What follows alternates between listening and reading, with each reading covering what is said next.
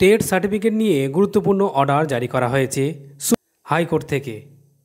এই অর্ডারে কি বলা হয়েছে চলুন বন্ধুরা ডিটেলসে দেখে নেওয়া যাক। দেখুন বন্ধুরা, the state of West Bengal and versus Totan Mondal and others, এই মামলায় একটি গুরুত্বপূর্ণ রায়দান করেছেন হাইকোর্ট।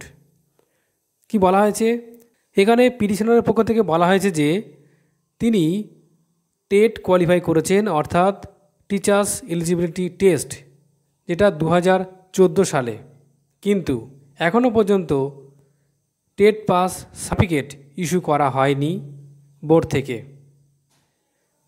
এর পরিপ্রেক্ষিতে mister Biswas learned advocate for the West Bengal board of primary education submit that his client would make all endeavour to issue search certificate within this month.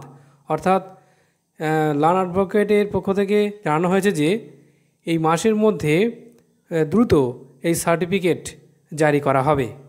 Place the matter in the combined monthly list of December 2024, যেটা 2024-এর মধ্যে এটা দেওয়ার কথা বলা হয়েছে। তোতন মণ্ডল তার আইনজীবী ছিলেন সুদীপ্ত দাশগুপ্ত। আরেকটি গুরুত্বপূর্ণ অর্ডার দেখুন। দেখুন বন্ধুরা, আরও একটি গুরুত্বপূর্ণ অর্ডার, যেখানে Malay Roy versus the state of West Bengal. এখানে সেই একই রকমভাবে এই মাসের মধ্যেই যাতে টেট সার্টিফিকেট দিয়ে দেওয়া হয় তার জন্য বলা হয়েছে। বিচারপতি হিসাবে ছিলেন মাননীয় বিচারপতি বিশ্বজিৎ বসু।